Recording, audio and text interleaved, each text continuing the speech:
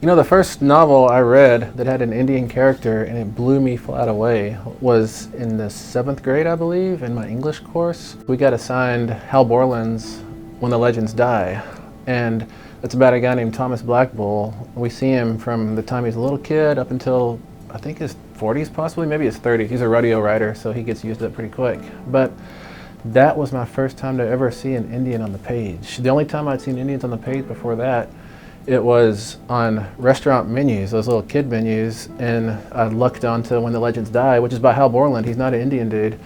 I had no idea about that. To me, Thomas Black Bull was 100% Indian. I read that book over and over and over. What was magic about it to me was I got to see an Indian character go from childhood to adulthood. Before I had read Indians in Westerns, they were what you shot at. They were just shooting dummies.